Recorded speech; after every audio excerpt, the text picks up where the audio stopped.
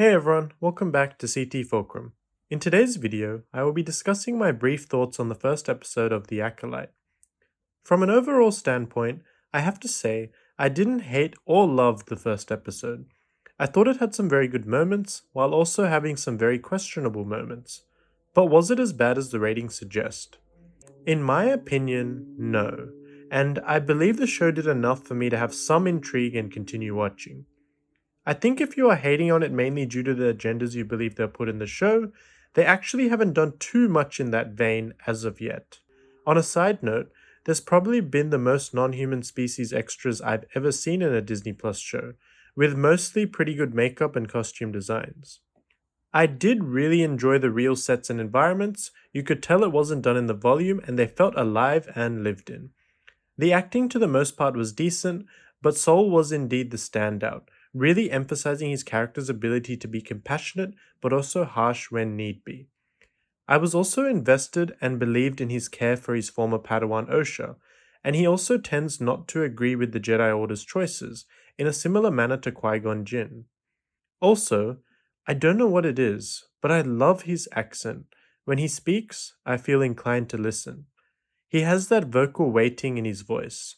I really enjoyed his visual confusion and shock when he hears about what his former Padawan is being accused of, and you can see that he doesn't believe it to be true. He did also have probably the best line of dialogue when he says, "Our memories are lessons. If we don't meditate on the past," then Jackie, his Padawan, finishes the sentence, "we are doomed to repeat it," indicating that he's taught her this lesson before. Amandla Stenberg was good as well, with her having to somewhat change personalities between the two characters, Osha and May, the twins. She needed to show them having varying traits and nuances, indicating the similarities and differences.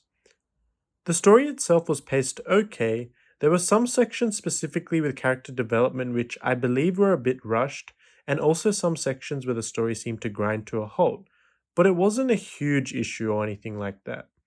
They showed a lot of their cards in the first two episodes, in that it's a murder mystery where the mystery has already been solved, they just haven't managed to catch the killer yet, that being May. But that does interest me in that I believe there is more than meets the eye with the mystery, or perhaps a different mystery going on altogether. Also, the costume design and makeup in most parts was solid, with one of my favorite designs being Daphne Keene's character Jackie. The music overall was mostly used to build tension or for suspense, and was mediocre in quality. Finally, the hand-to-hand combat was excellent, although it did feel a bit strange seeing it in Star Wars, but again, I'm open to it. Plus, we got to see Carrie-Anne Moss basically replaying her role as Trinity again in Star Wars. There were a few things though that I really didn't like. The first being the death of Indara. Indara was quite easily outmaneuvered by using an innocent as bait. I understand she has to save the barkeep, but she should have seen the second knife coming, especially if she is a Jedi Master. It was a bit underwhelming. I am not exactly sure the power level of these two characters, but I'm assuming Indara should be a lot stronger than May.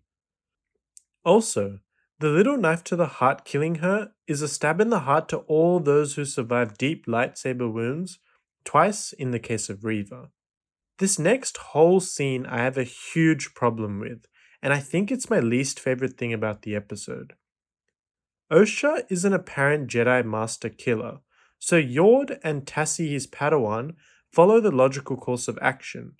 Put her on a prison transport to Coruscant without them, and with only one guard droid. I mean, seriously, that is such a blatantly idiotic decision. I can't believe the Padawan or neither of them question it. If she is a Jedi Master killer, she must be pretty strong and should be well guarded all the way to prison. You cannot simply put a guard droid in the transport and hope that they arrive safely on Coruscant.